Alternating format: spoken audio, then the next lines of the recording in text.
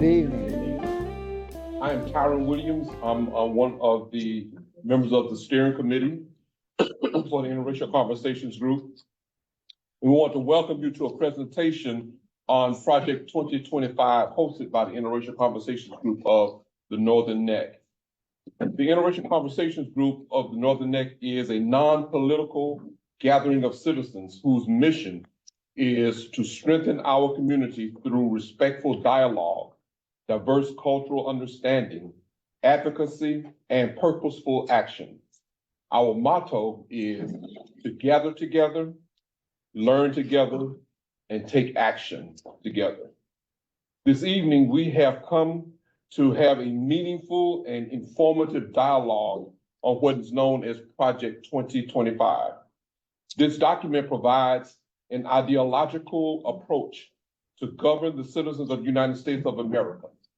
Its development under the direction and guidance of the Heritage Foundation actually began in April 2022.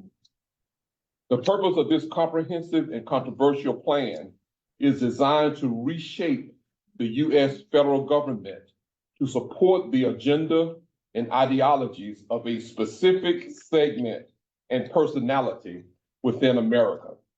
This plan seeks to consolidate executive power and put things in place to fundamentally undermine basic government resources and programs that currently support veterans, women's health, justice, voting rights, the economy, and many other areas of concern of American families, our way of life, as well as our freedom and democracy.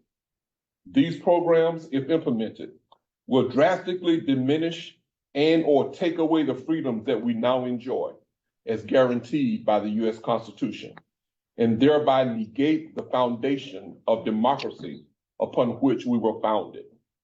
Some of the areas that the radical, repressive, and regressive initiatives of Project 2025 include, but are not limited to, slashing healthcare insurance, disassembling the Veterans Administration, undermining climate change mitigation programs, eliminating or limiting the collective bargaining process, limiting the health conditions that qualify for disability benefits, raise the cost of prescription drugs, and many other life-affecting programs.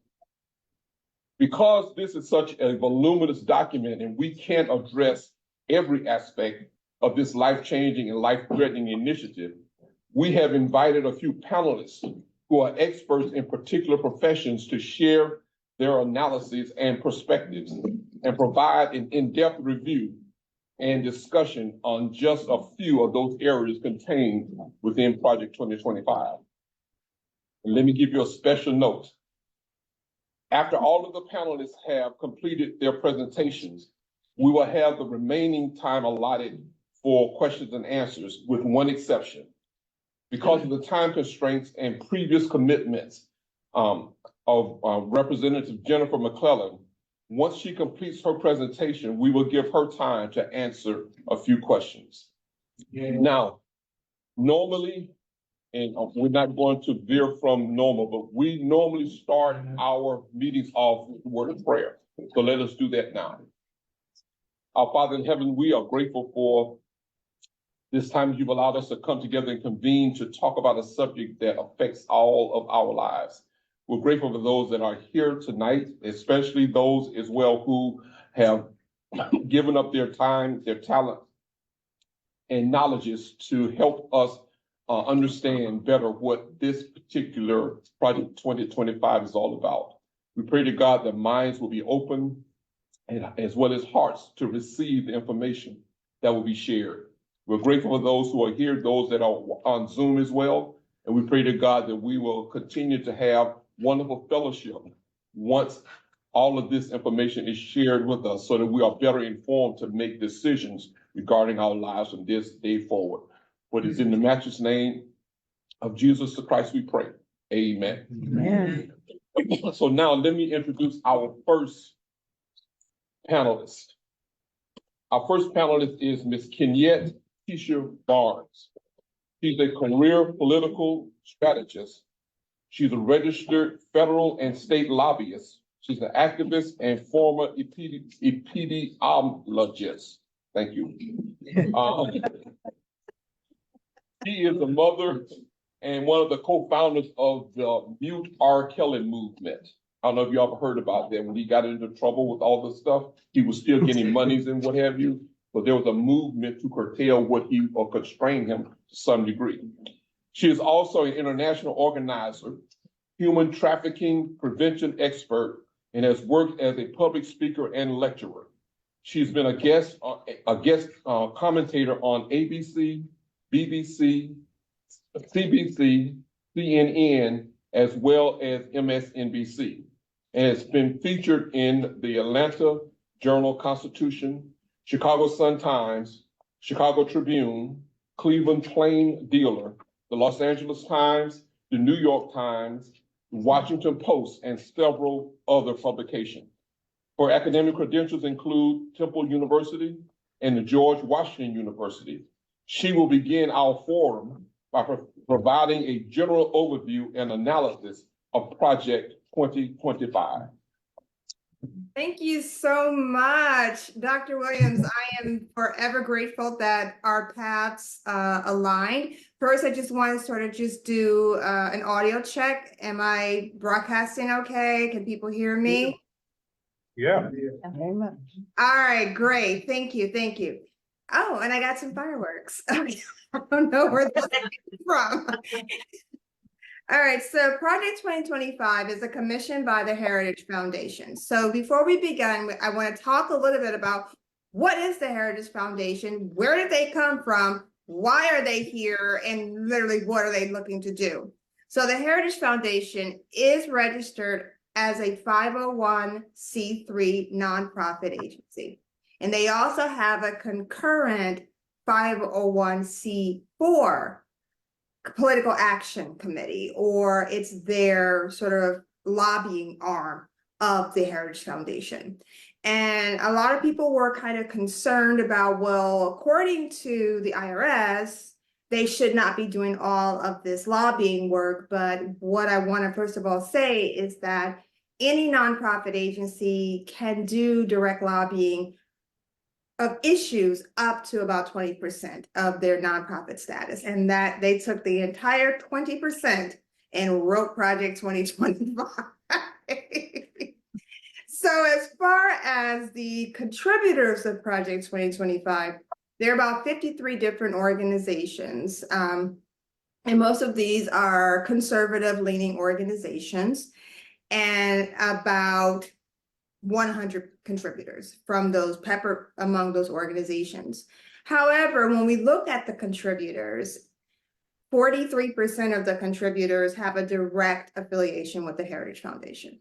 So that really speaks to the conservative mandate part of this, and it looks more at the Heritage Foundation's wish list for the conservative administration.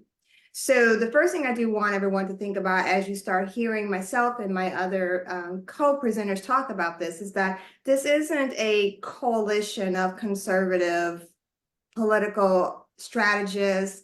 This is one organization who happens to have a very large voting bloc who decided that, hey, we tried to do this once before in 1980 and it didn't go anywhere because it came off as a little ideological. So instead of just doing that again, we're gonna sell it as a coalition. So that's the first thing that I really want us to really keep in the forefront of our mind as we listen to myself and other contributors on this, is that this isn't a global conservative mandate. This is one organization who decided what was best for all of us. And what could possibly go wrong with that? And, you know, once again, you know, when I was listening to the presentation by, you know, Dr. Williams, it was really clear. You said a word and I wrote it down. You said a word 11 times, and that word was ideological. And it's very interesting when we look at Project 2025, it is ideology. And we have to look at it as ideology, because unfortunately, ideology can become policy, it can become culture, and it can become legislation, and it could become federal and multi-state legislation that has direct impact on the citizens of those states. Jim Crow laws, anyone? You guys are in Virginia. Virginia was a Jim Crow state. So when we talk about how ideology can sort of translate into law, we have history to back us up, right?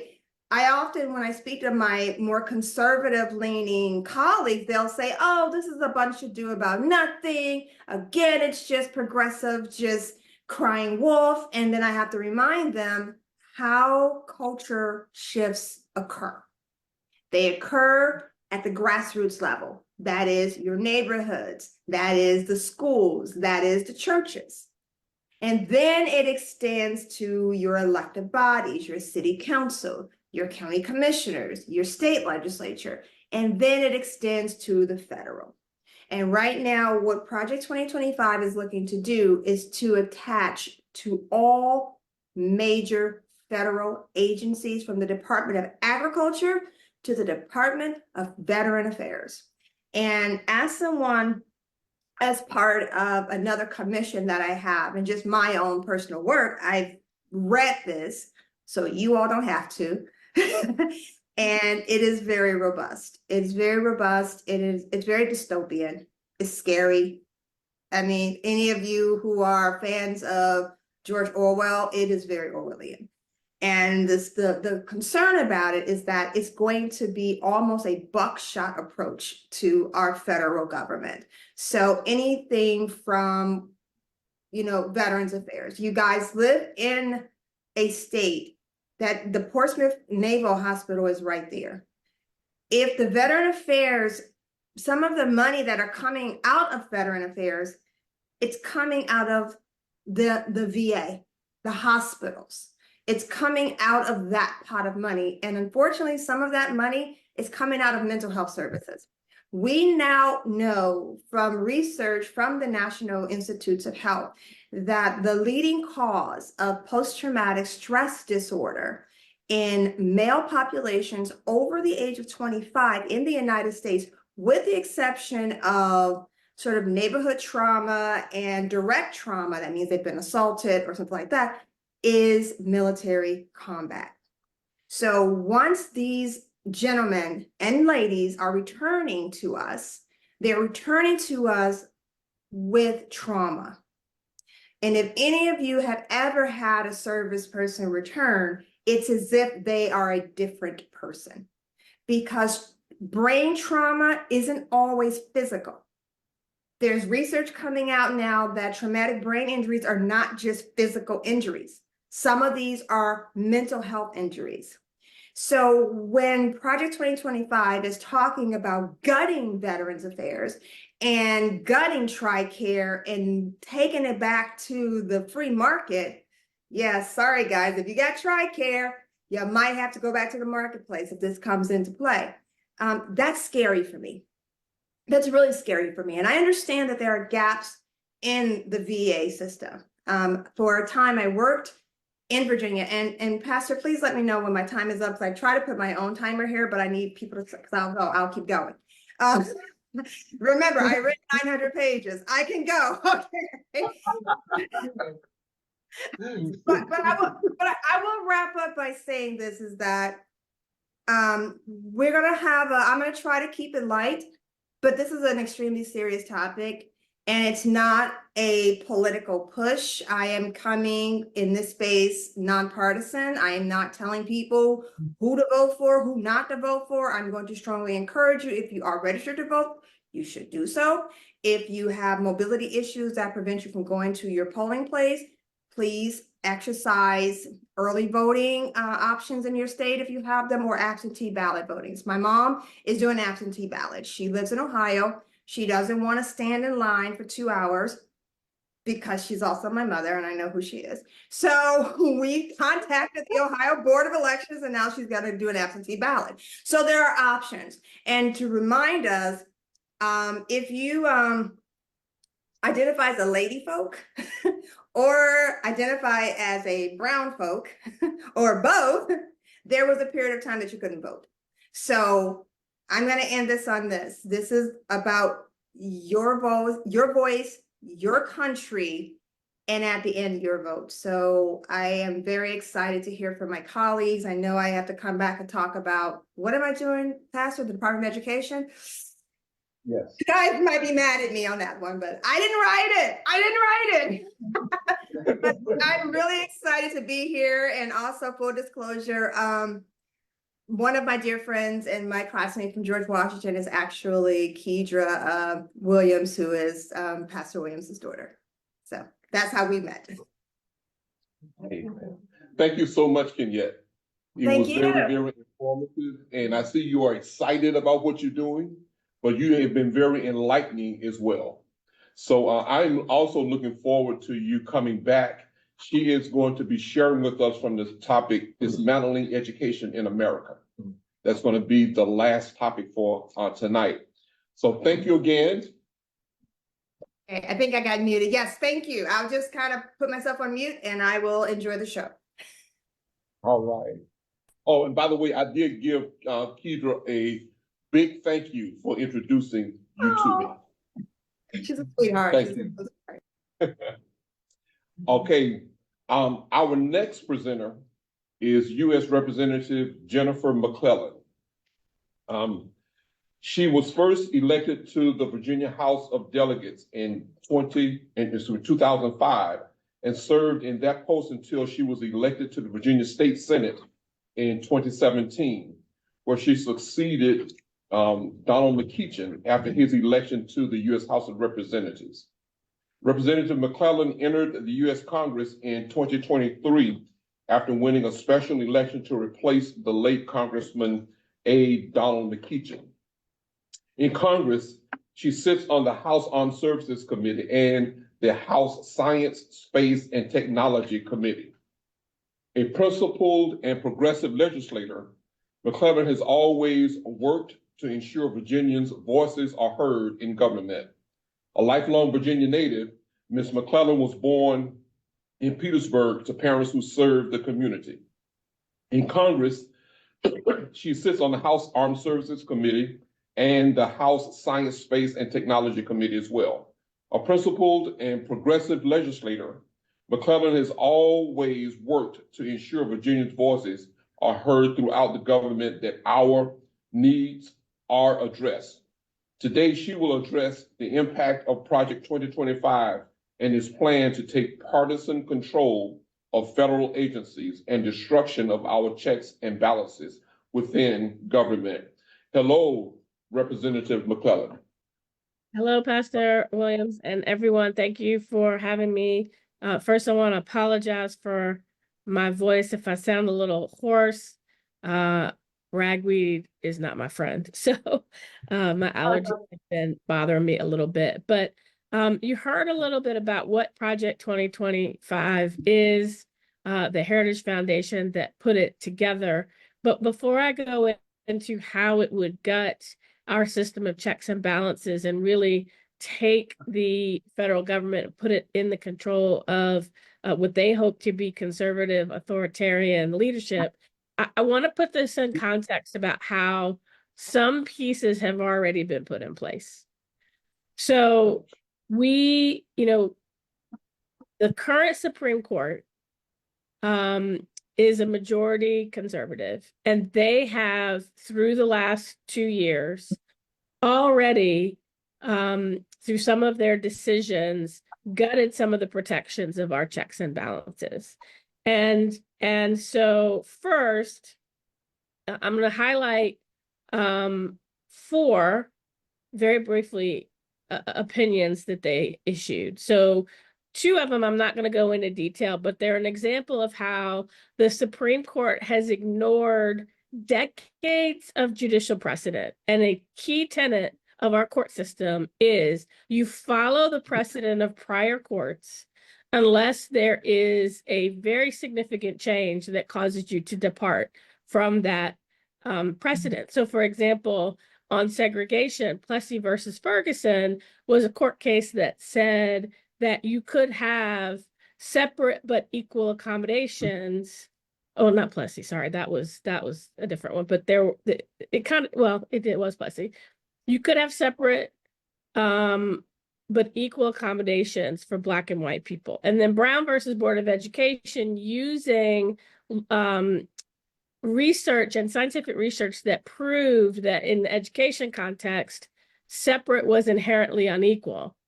That was a good example of precedent that should be changed because circumstances significantly changed.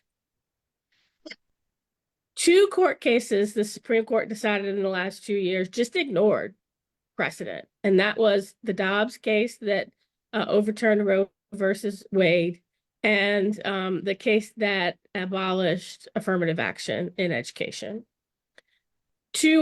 One other case is critically important to Project 2025's plans, and that is a case that overturned the Chevron decision. The Chevron decision in the 70s basically said that when Congress passes a law and defers to a federal agency to implement the law, that the courts will defer to the expertise of the federal agency in determining whether it was within its authority. The Supreme Court threw that out the window and basically said the courts, who are appointed by the president, the courts will decide what that expertise is and substitute their judgment for the judgment of federal agency heads. That is a huge change that basically made me want to go back and ask for a refund of my tuition for law school between that and the overturning of Roe, because everything that I learned about the checks and balances on federal agencies and all of the law that I learned pretty much in law school is just like out the window now. That's critically important. The second critically important case is the Supreme Court said that presidents have absolute immunity if they are acting within their official acts. Who decides what's an official act and not? The court, appointed by the president.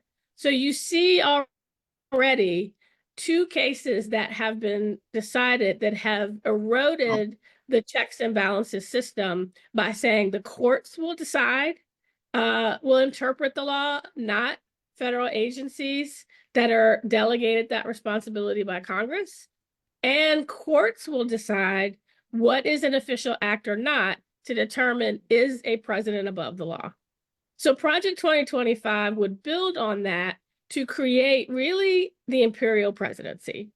And it's part of a larger plan that would include a database of personnel who would be loyalists, and I'll come back to that in a minute, a private online education system to educate those loyalists, and an unpublished 180-page playbook, 80-day playbook, 180-day playbook that would be used as a transition plan for every federal agency in, should Donald Trump get elected.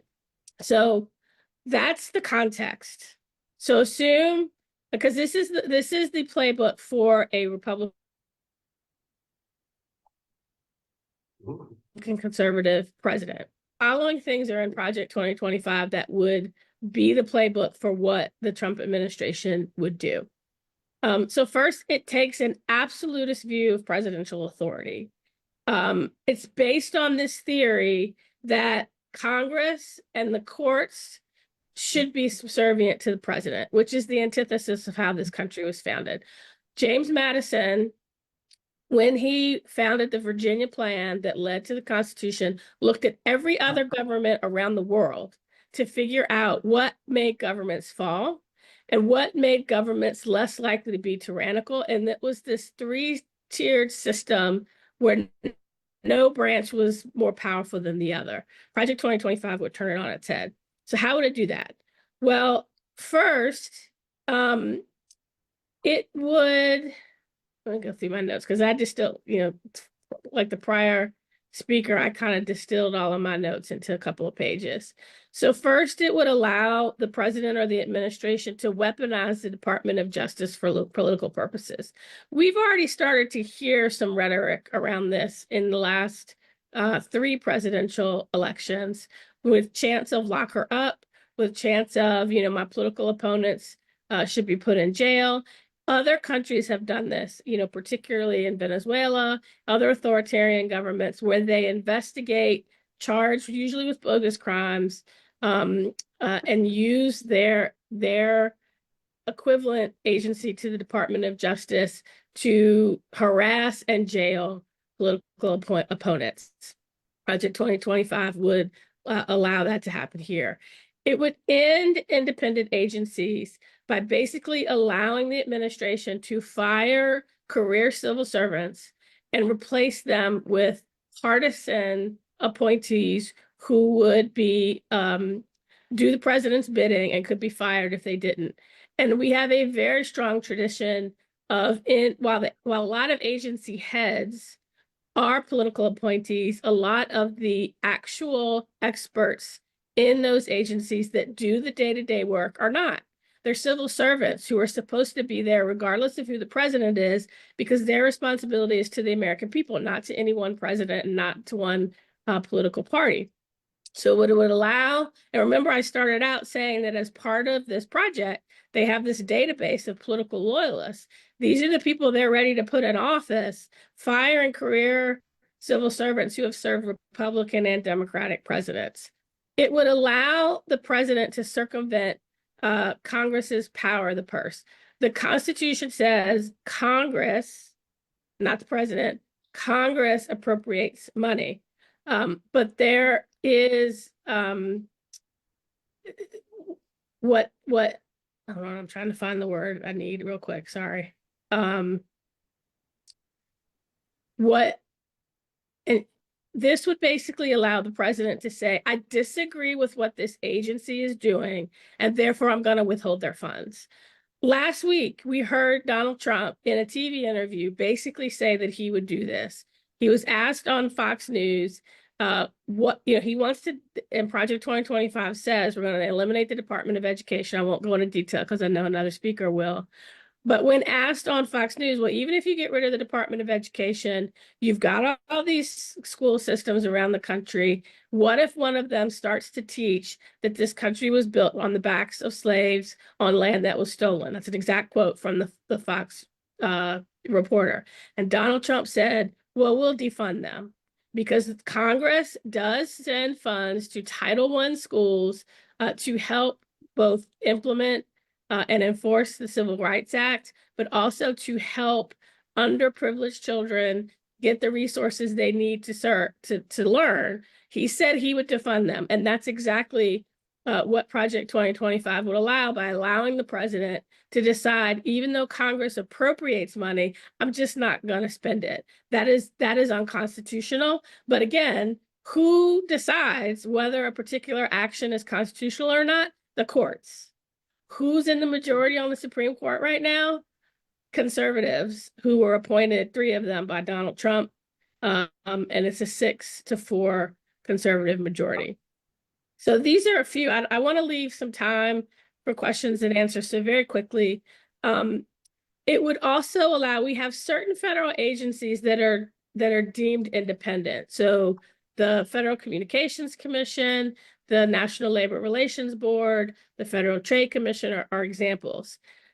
This would basically allow the president to weaken their independence by putting his own person in place as the commissioner, who he could hire and fire. But that leads to a second piece. One of the ways authoritarian governments work is they undermine the independence of the media.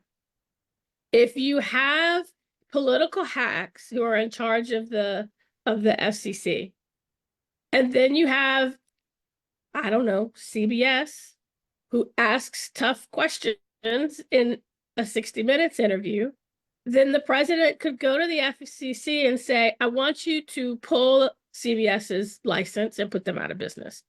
We heard in the last at least week, Donald Trump basically saying that he wants to get rid of CBS's license because he felt like he wasn't treated fairly in an interview because they dared to fact check him. And so these are just a few of the ways that Project 2025, two more very important ones. One would be to allow the president to use the Insurrectionist Act against Americans to stifle dissent. I won't go into detail about what the Insurrectionist Act is, but basically we have a very strong tradition in America, as you know, of First Amendment's right to, disagree with your government, to dissent, to protest. There are some very limited exceptions under the Insurrection Act.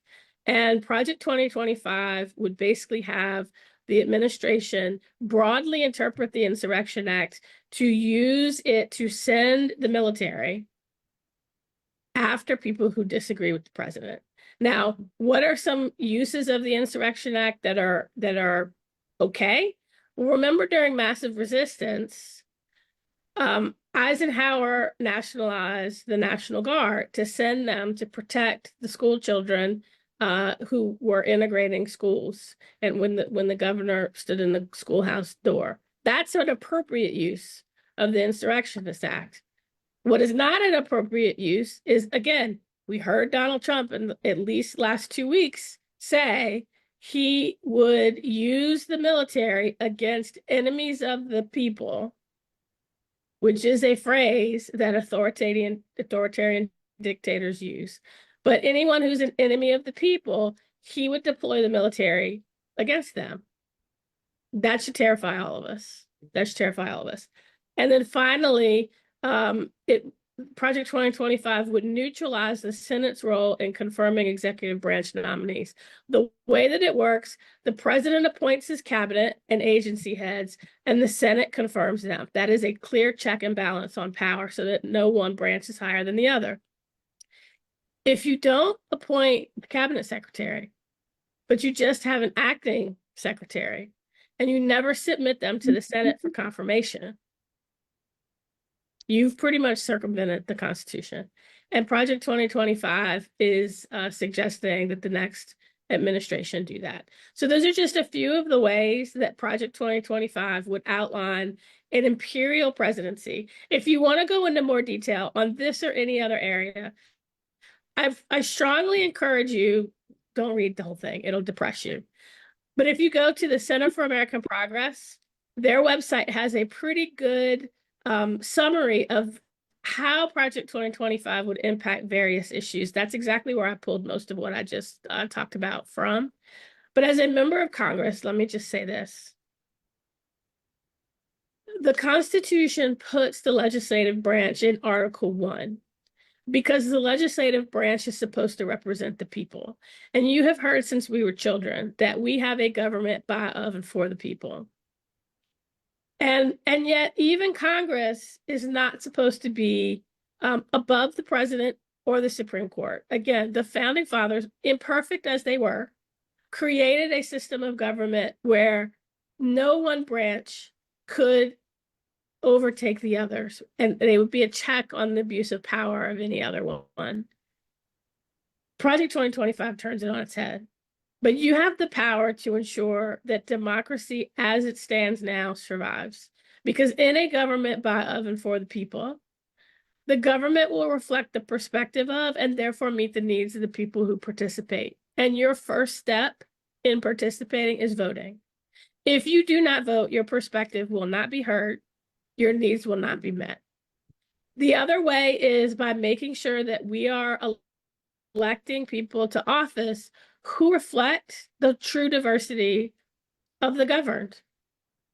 As the first Black woman elected to Congress from the Commonwealth of Virginia, I can say that the Congress and the General Assembly here in the state level, now more than ever before, reflects the role diversity of the Commonwealth and of the nation, but we're not 100% where we need to be. This effort is by a shrinking group of people who from the beginning of this country had all the power, wealthy white men, all the power at the beginning of this country's foundation, who, as they have seen government start to reflect the perspectives and therefore meet the needs of all the people, are trying to take over the government so that it only focuses attention on them. I see it every day. I see it every day.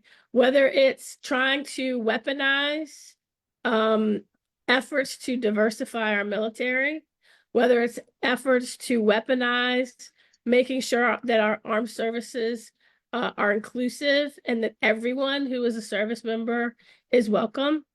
When I went into my first hearing on the National Defense Authorization Act, I expected us to be debating how many ships do we need to build? Are we going to be providing access to mental health services, comprehensive health care for our service members and their families? Are we going to address our service members' childcare needs? That's what I thought we'd be debating. Instead, we debated for 14 hours whether service members should have 2 hours of diversity, equity, and inclusion training. We debated what flags could be flown on a military bases, what history could be taught in schools on military bases. But that's not what a majority of our service members want us to address. But every single bill, every must-pass legislation in the 118th Congress, whether it has been to fund the government, the Farm Bill, the National Defense Authorization Act, the FAA Authorization Act, the NASA Authorization Act, every single bill, a handful of people have used it to stoke culture wars, to sow division, and to try to implement pieces of Project 2025. And with that, I'm going to stop because I want to make sure we have time to answer questions. Well, thank you so much. Does anyone have any questions? I have a question. Oh, go ahead. Go ahead. Thank you for your presentation. Donald Trump claims that he has no connection to this project. He doesn't know anything about it. What do some of your more Republican colleagues say about it? Do they tell you, well, don't listen to Donald Trump, this is what we're going to do? Do they say, don't worry about this? What are your rational colleagues, if there are any, tell you? Well, they know it's not popular, so they don't talk about it. But I see them trying to implement it every day. I see the bills that they introduce. I see what amendments they put on those bills that I just mentioned. I see what they're trying to do on the floor, and I hear the rhetoric they use. And while they don't say, oh, this is part of Project 2025, it is part of Project 2025. Because if you read it, I mean, it's just like I told you, Project 2025 says, using the Insurrection Act, we will deploy the U.S. military against enemies of the state. What did Donald Trump say? He said anybody that disagrees with him, that's the enemy from within, and that he's going to deploy the military against them. So, he may not have the physical book. He may not have been told, we're going to write your transition plan and it's called Project 2025. But the people that wrote it used to work for him. The rhetoric that he's using, the platform that he's put forward is right out of that book. And again, I see my colleagues trying to implement it right now. So, but they know it's not popular. And that's why they don't talk about it.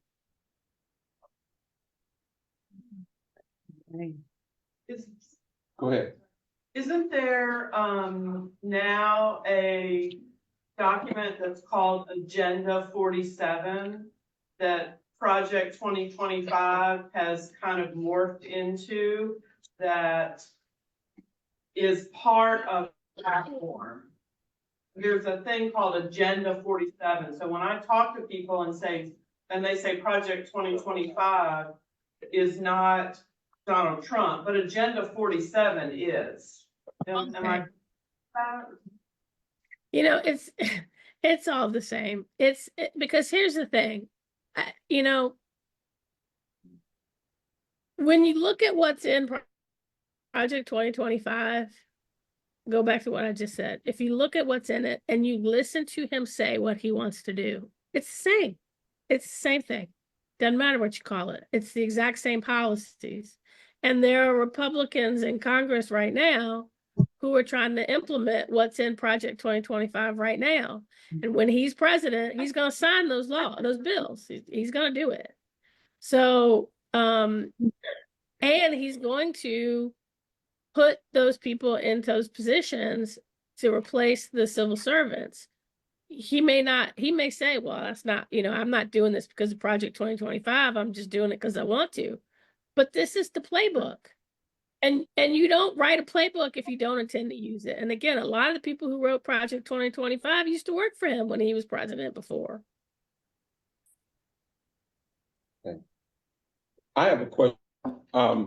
As a federal retiree myself, that was important to us was that we had some level of protection through the Merit Systems Protection Board when there were issues that related to employment, whether if you were terminated for any reason other than what you felt was justified. So under this thing of restructuring and weaponizing the federal government and doing away with our checks and balances, are you saying that this will nullify totally the Merit Systems Protection Board, that anyone who's a federal employee will be susceptible to being terminated at the whim of whomever is president if it goes into effect? It would do that by reclassifying. There are a lot of positions that are civil servant positions that are subject to that review. It would reclassify those employees as political appointees. And political appointees serve at the whim of the president. So that's how it does that. Okay, you have a question. Yes. Are you aware of the leaked Project 2025 appointee training videos? I have heard of it, and that was what I alluded to about the online training for the group of people that they're identifying that they want to put in these positions. I've not seen it, but I've heard of it, yes. Would you expound if you are familiar with it? Absolutely. I've watched a couple of the videos, and it's former Trump presidential cabinet members, stuff like that, talking about the presidency they served and then training the appointees how to change the language of the laws they come across. So every time you see this, change it to this. And then it's heavy amounts of spin on verbiage and language used in things to try to change from the ground up. And they call the civil servants that are career civil servants that have been doing this, their jobs, they call them just careers. Oh, the careers won't like this and that and that. So I would recommend anybody that's interested in it looking more into it, because it's very terrifying and enlightening. Where do you find it? I'm not sure exactly. It's online. It was a group that posted it that got the leaked videos. They're all on YouTube. Well, will you send it to us? I certainly will. Thank you. Thank you. Since there are no more questions, any more questions? I want to thank Representative McClellan for giving us your time today. But I do want to go on record to let everyone know that she is my Congresswoman.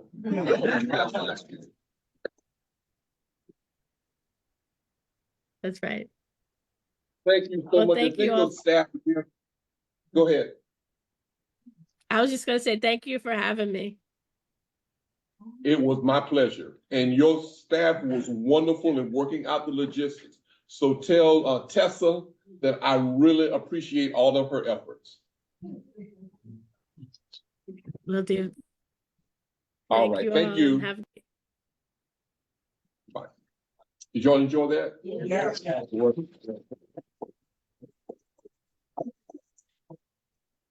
Our next presenter is Dr. Jerome Ross. He serves as the senior pastor of Providence Park Baptist Church in Richmond, Virginia. He's been there since 1993. He also currently serves as an online instructor at Hampton University School of Religion. He has an earned Bachelor of Arts degree in Religious Studies from Randolph-Macon College in Ashland, Virginia, a Master's of Divinity, magna cum laude from the Samuel DeWitt Proctor School of Theology, yes, at Virginia Union, and a Doctor of Philosophy and Hebrew Bible from the University of Pittsburgh. He was one of my professors in seminary, and he is an absolute joy to know, but also an intellectual. Today, he is going to share with us on countering Christian nationalism. Dr. Ross. Good evening to all, and I'll be just sharing some information.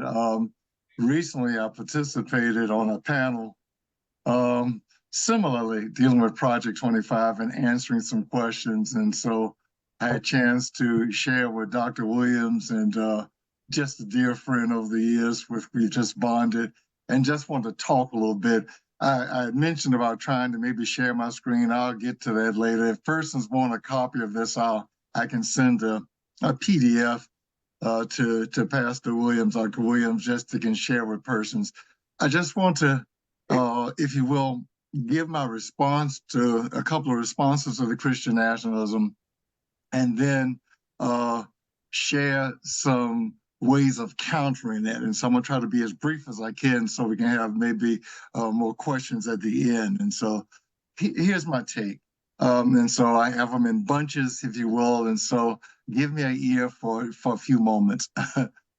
I see that Project 2025's approach to social issues can directly impact how pastors address family values like marriage, gender, and sexual orientation on one condition. It can impact it on one condition.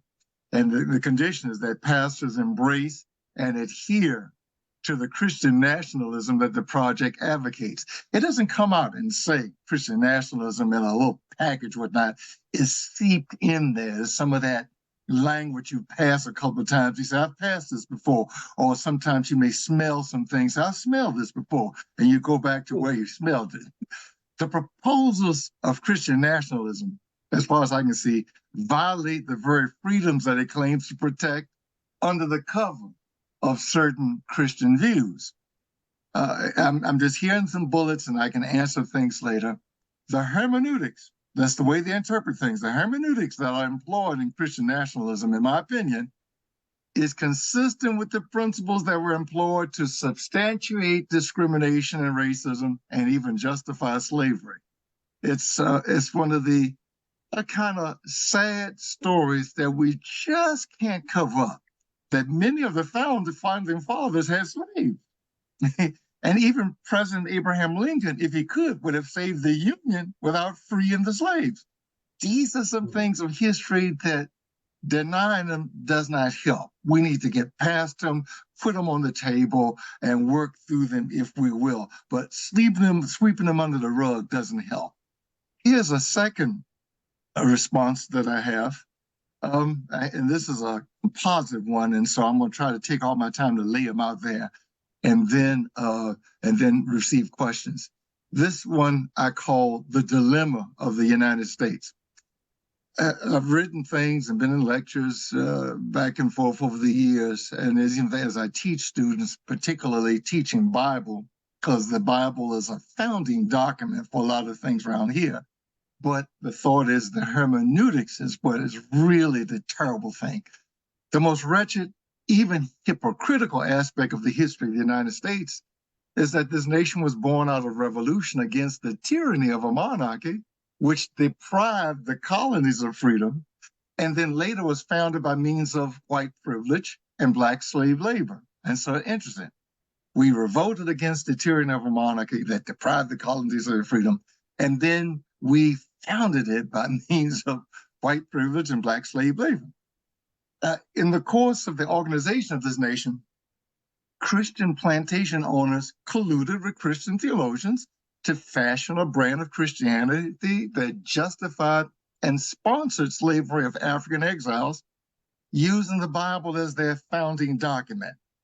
These are the things that are not told clear cut in the history classes, but they're there. The documents are there. You can find them, they're there.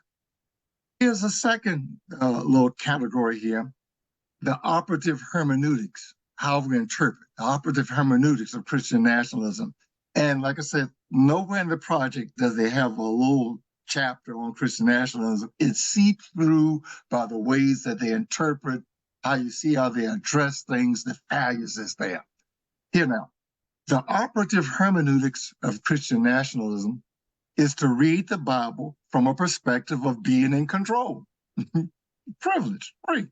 In doing this, the sense of the struggle to survive that is inherent in the biblical history and the text is often missed, while the messages of the Bible are what I call somewhat superficially transposed to situations that are not directly related to it. That's a whole lot of heavy talk, if you will. The folks who wrote the Bible were not the people, they were leaders of the people at the bottom, not the peoples at the top. I said, for example, persons of position and privilege, they interpret the Bible in fashions that justify their control, often failing to consider that the Bible frequently critiques and undermines the very amenities that they take for granted. A second point, the operative hermeneutics of Christian nationalism is to embrace and endorse the covert views of the Bible as the norm and to sanction the Bible's suppression of the non-literate views that pervaded their culture and competed with their official views. A lot of this is heavy stuff. This is the things we talk about in seminary as I teach persons about interpreting the Bible. The Bible was written by the leaders of the people at the bottom. But yet the people in these United States who are at the top, they use the Bible to justify their positions of control. And so if you will, this tendency that I just mentioned is manifested in the use of the Bible in public discourse as a tool of, or even to justify, manipulation in the forms of diverse isms. Ageism, classism, denominationalism, economism, ethnicism, politicism, racism, sexism. Now, all of this has led to what I call the American situation, and that situation is being bought and used. Another clip, I'm just hitting these and then I lay them out and then I can respond to them. The modern premise. The modern premise for the representative democracy of the United States is that separation of church and state is actual. That is, religious beliefs can be divorced from social political practice. Though they are distinct, theology and history are inseparable. So the modern premise for the representative democracy of the United States is what I call fallacious. For beliefs constitute the operative data that inform decisions, policies, and practice. In other words, beliefs are those assumptions, premises, or presuppositions by which people live that are reflected conceptually and socially in their faiths. The premise now of separation of religion and politics, I'm thinking, is used as a ploy of Western centricity in interpreting and appropriating the Bible, whereby their religious communities advocate an ambivalent disdain for politics, resulting in spiritualization, an emphasis upon ethical behavior that excludes social political action and responsibility. What is that saying? That's saying, look, we can put together the Bible and have a Christian nation which says we're going to save folks and all of them are not free. So in reading the Bible, the Hall of Fame statement is God freedom from Egypt. And freedom is what it means to live. God created us free, and in freedom, that is the Hall of Fame statement. But now we can read that Bible such a way we can save you, but you not be politically free. And it has worked fine. And we even had pictures. If you can go on Google, you can find pictures. Certainly go to the African American National Museum now. They have pictures and all where good Christian folks are standing beside Black folks that they burned, lynched, castrated in their Sunday best.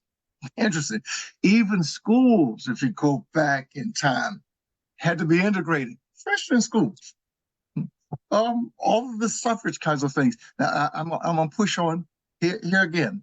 Though the operative premises of the United States representative democracy is intended to prevent any specific religion or faith from exercising undue advantage or sway in the political arena, the democratic process inevitably permits the influence of religion by means of its principles of majority rule, wherein the beliefs of the majority inform their decisions and are reflected in the laws that are drafted for the populace. I've said this kind of freely, if you will, that it was a few years back. Her name was Lonick Willia. She wrote the book, The Tyranny of the Majority. And she was considered for the Attorney General of the United States. And they didn't obviously pick her. But the thought that she raises that if you get a bunch of folks in power in numbers, they can vote anything into being right.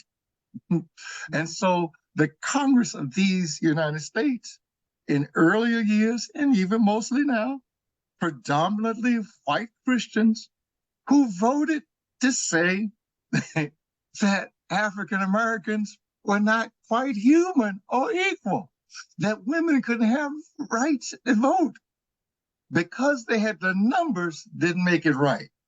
I'm gonna say a grotesque little statement here. I learned this from the bathroom in Randolph-Macon. I'm cleaning it up. Yeah, I walked in the bathroom. I learned things from everywhere. On the bathroom, this is all cleaned up. It says, eat feces, 1,000 flies can't be wrong. Because you have a politically correct majority doesn't make it morally right. And so here we have to deal and wrestle with this. So the premise of the separation of church and state, for that to be maintained, fair representation of all religions by means of some consensus criteria must be upheld, or some consensus standards must be established that are compatible to all religions as well as non-religions, whereby diverse religions and believers can coexist in meaningful or life-promoting relations with freedom and justice. We have to find a way. The government, we're not electing a pastor.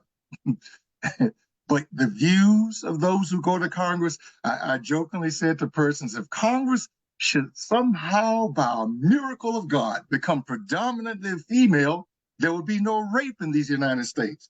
Because if a man raped, he wouldn't one time, he wouldn't be able to do that again because they would have a law to prevent that from happening.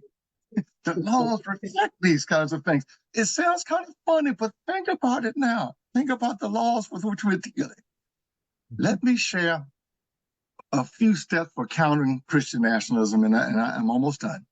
Number one, beware of the social political ramifications of religious assertions. A lot of times when these candidates come out, they want to tell me how Christian they are, and I'm not concerned with that because their Christianity does not impress me. I want to know how they're going to make decisions when they're behind closed doors and we're not watching. Beware of the social political ramifications of religious assertions. Number two, consult your spiritual leaders about interpreting the Bible. I've been to seminary, spent all my years since 1971 studying Bible, and so I've studied Bible till my hair's come out. And the thought is that we need to talk to the spiritual leaders, those persons who do that. Politicians, many of them have game. Number three, be diligent in developing your biblical literacy as well as social consciousness. Biblical literacy, so you won't be swayed by the song and dance that sometimes politicians become, particularly those who want to play the game with you. So be diligent in developing your biblical literacy as well as your social consciousness. Dr. Williams shared all of my degrees in religious studies, and religious studies is the one discipline of liberal arts education that is not required and not taught, and persons don't understand it in the whole mix. And so everybody believes something. And if you want to know what they believe, watch how they act. And so they say they're Christian, but now you got to see what kind of Christians they are. watch what they do, because everybody that says, Lord, Lord, is not going to the kingdom, but I'm not going to preach tonight. Number 4, protect and preserve your God-given freedom. God made us free. And so protect and preserve that. That means free to decide for yourself, as long as it's in line with community and healthy and all. I don't have a uterus. I don't have these kinds of things. So I'm not going to decide for what somebody else is going to do with theirs. Others may believe differently from me. And so I'm not going to force my religion on them. I'm going to respect their rights, their God-given freedom. A 5th thing, do not put God or anybody else in a box. So God is not on my side. I'm trying to get on God's side. So God is not all that I see. God is not Baptist. He's not this, he's not that. God is not Muslim. God is non-denominational, non-partisan. But sometimes religions try to put them in their camps so they can do things on their own with God's authority as such. Here's a little statement that I have about God. I have a couple of, just one more after this. Here's my assessment of God. I thought I'd throw it in there so you can see maybe how I sound. Here's what I've gleaned from my years of studying. I've been chasing the Lord all my life. Since I was 8, I've been trying to find out God and understand Bible. Here's my pithy description of God. The Lord is physically invisible, materially uncontrollable, conceptually mysterious, doctrinally indefinite, and metaphysically impossible to understand fully. Let me say it again. The Lord is physically invisible, materially uncontrollable, conceptually mysterious, doctrinally indefinite, and metaphysically impossible to understand fully. What does that mean? I can't contain God. I can't put God anywhere. I spend my whole life, as I do, trying to get with God's program. And so I don't ask God to go. I pray. I pray like everybody else. I pray out of desperation and all. But the thought is, God is not my boy, my boo, or anything like this, or my dog. And so here the thought is, I work and try to serve God. A last little note. This is my charge. I wrote it back in 1986 and been copyrighted since. It's my to-do list for any Christians. I tell the folks at church this, and they memorize it with me. Memorize it. I'm hoping they use it, but that memorizes a to-do list. It's 12 things: heart search by the Spirit, sacrifice self, abide in Christ, learn wisdom, grow by the word, preach the truth, have mercy, forgive 70 times 7, stand with hope, travel by prayer, walk by faith, live by grace.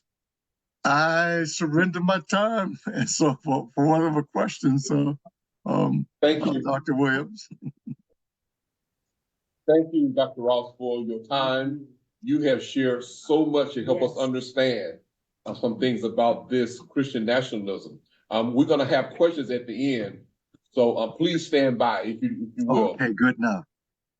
He was one of the reasons that I pursued a doctorate in ministry. He was one of my professors, and he has been a phenomenal friend over the years. So I didn't think that we could have this forum without hearing his voice. So thank you again.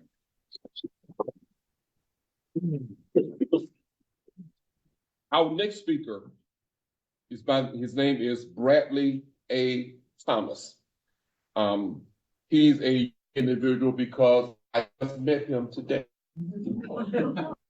We had another speaker who was going to address restructuring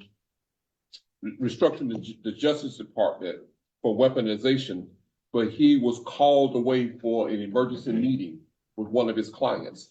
So I reached out to a few people, one of my classmates from high school, and he put me in contact with Mr. Bradley A. Thomas. Let me share a little information about him. He is a founder of the law firm, law offices of Bradley Ashton Thomas, focusing on civil litigation, estates and probate, and representation of record producers, songwriters, and performing arts. He's a member of the District of Columbia, Maryland, and Virginia bars. He successfully argued the 1998 case to establish the state of the law on unauthorized access to computers in Maryland. Over the course of more than 40 years in the legal profession, he has developed a reputation as a respected community activist, advocating on issues ranging from DC statehood to social justice to voting rights. Educated in the District of Columbia Public Schools, he holds the degrees of Bachelor of Science in Electrical Engineering from Purdue University, jurist from the Georgetown University Law Center, and Masters of Liberal Arts Sustainability from Harvard University. Attorney Bradley A. Thomas, welcome to our forum. Well, thank you. I was wondering who this was you were talking about. It sounds like someone more distinguished than myself. Well, I can't wax eloquently like Dr. Ross, and I'm not a theologian or a minister for that matter. I have taught Sunday school, have taught Bible studies and so forth, but I've been asked to step in. I just found out about this forum about an hour and a half ago, and so I'm going to do my best to kind of give a few thoughts on this project 2025 and how it affects civil rights and the criminal justice system.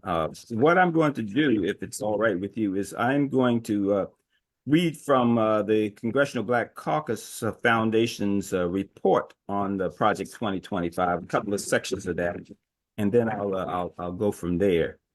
So the report indicates under civil rights that Project 2025 seeks to dismantle the civil rights divisions of the Department of Labor and the Department of Housing and Urban Development, which investigate workplace and housing discrimination. Would also prevent the Department of Justice from investigating voter suppression and election subversion, which would remove a critical layer of oversight that safeguards every American's right to vote. In addition, Project 2025 seeks to outlaw diversity, equity, and inclusion, or DEI as it's known, efforts in federal agencies and ban what it calls anti-white indoctrination, including critical race theory and affirmative action.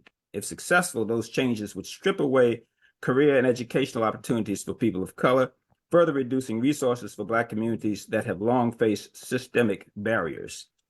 On the topic of criminal justice, the report summarizes it this way. While most criminal justice reforms currently occur at the state and local levels, Project 2025 advocates for a larger federal role in law enforcement with potential negative implications for Black communities, motivated by a mandate to, quote, restore law and order, unquote. Project 2025 targets progressive prosecutors and empowers the federal government to bring charges against individuals it believes local jurisdictions have wrongfully allowed to evade responsibility for their conduct.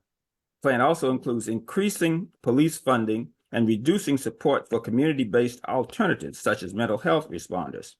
These programs, which dispatch unarmed responders to address mental health crises and homelessness, have been successful in diffusing police-citizen conflicts in cities like Chicago and Los Angeles.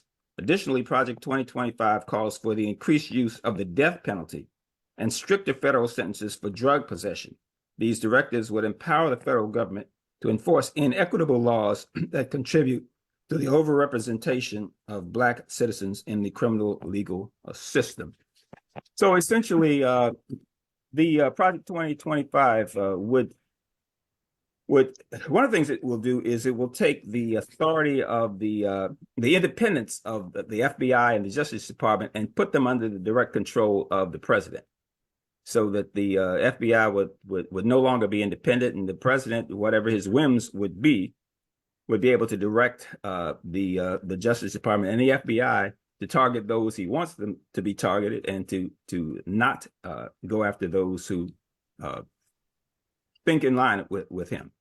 So, I was just thinking about this whole thing and where this is all going. And I kind of came up with the 5 points that you would need to follow if you wanted to create a dictatorship. Now, you recall that that former President Trump admitted that he would like to be a dictator on day one. So how do you create a dictatorship? Well, first of all, number one, you target your appeal to a segment of the population that is under financial stress and uncertainty. Number two, you tell that segment over and over again that those other people are taking their jobs and threatening to replace them in the hierarchical order of society. Number 3, you stoke fear by associating physical threats of crime and violence with those other people. Number 4, you convince your target audience that your political opponents are aligned with those other people who your target audience rightfully hates and fears.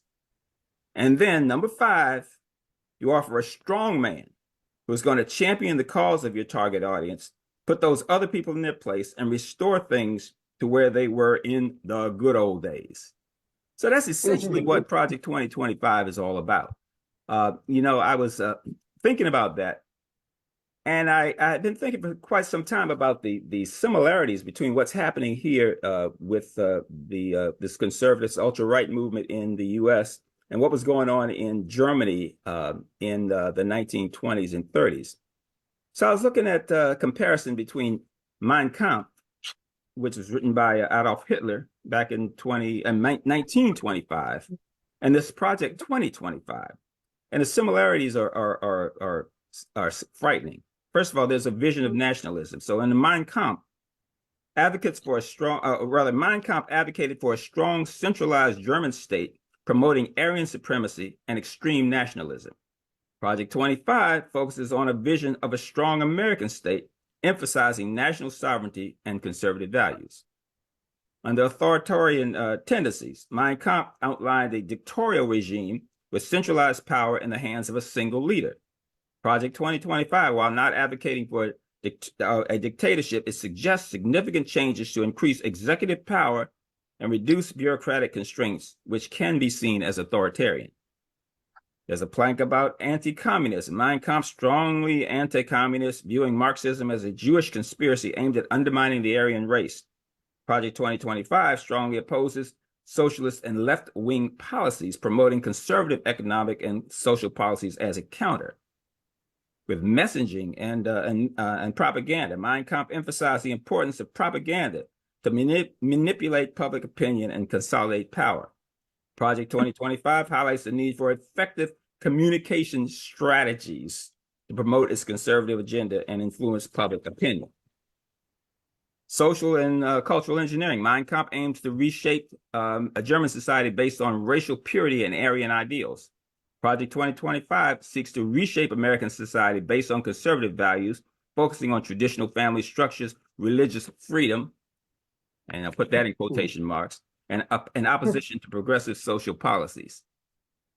Number 6, historical and social context. Mein Kampf, written in the 1920s by Adolf Hitler, reflected the post-World War I environment, economic turmoil, and widespread anti-Semitism in Germany. Project 2025, developed in the 2020s by a coalition of conservative think tanks in the United States, reflects contemporary political polarization and reaction to progressive policies. And finally, again, your target audience. Mein Kampf initially targeted at disillusioned Germans, particularly veterans and nationalists seeking to return to national greatness. Project 2025 aims at mobilizing conservative voters and policymakers in the U.S. seeking to build a broad coalition to achieve its goals through electoral success and policy implementation. So it's really scary the way those line up 100 years apart, and yet we're repeating history. Or we will repeat history if we're not aware and conscious about it. So that's pretty much all I had to say on that. Again, I didn't have a lot of time to prepare for tonight, and I hope I hit on a few points. Mr.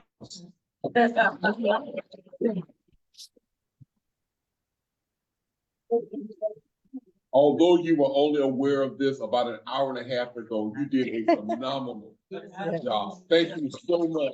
Well, thank you. Appreciate it. I really appreciate all the time that you're preparing over the last hour and a half or so. And I'm hoping that you will stick around a little bit. There may be some questions that are coming up with regards to justice, but we're not expecting you to be able to answer all of them. But I did say that if in fact there were questions that you were unable to answer because of the lack of time for preparation, that we will get those answers for anyone who have those questions. Okay? Certainly. Thank you again. You're welcome. Yeah. Oh, I'm not in church, lastly, Miss Kenyette Tisha Barnes is coming back once again to share her thoughts on dismantling education in America. Wow, so welcome. Wow. First of all, I just had a conversation about my comp with a colleague of mine in Brussels, and it was so refreshing to just hear that people are having this conversation. As Attorney Thomas says, this is literally the playbook of Adolf Hitler. So when we talk about this, we have to talk about this not as much ado about nothing, because we have the historical precedents to guide us, to tell us this is we have to take this seriously. And I want to sort of dive right into the Department of Education, because the Department of Education is pretty chilly.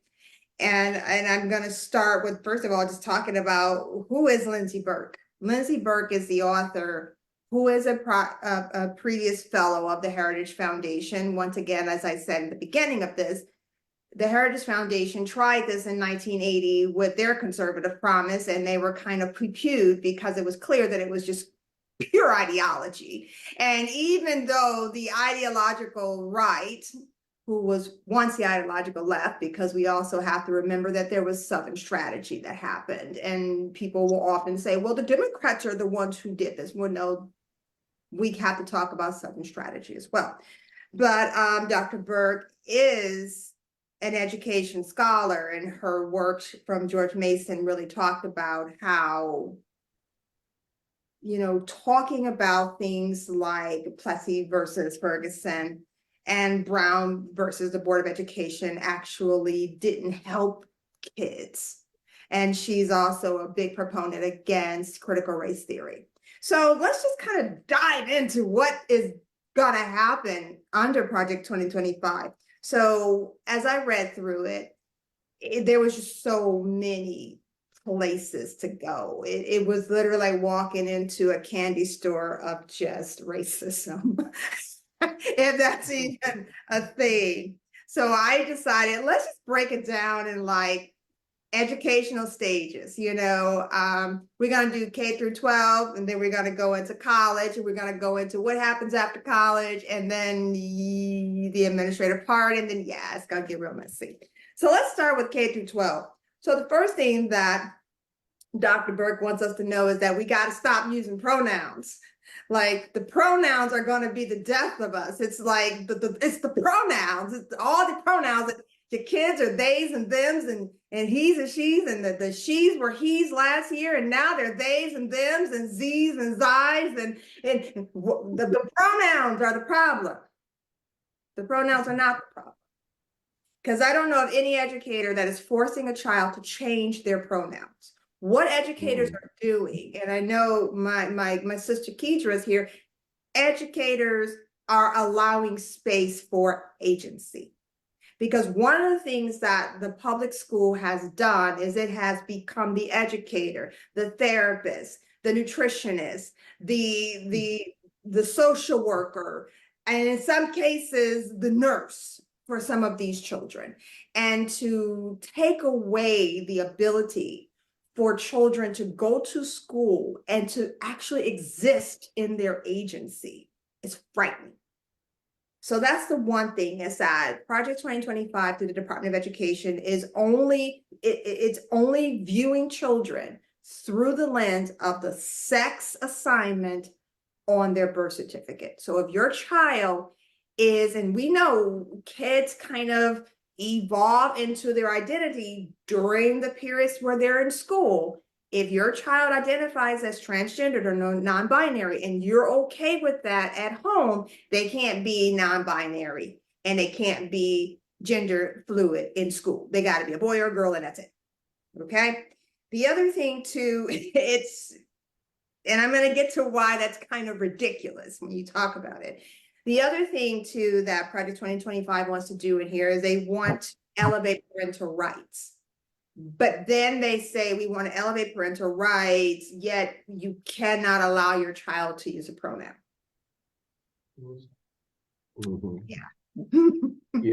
So we only want the parental rights of the parents who think like us.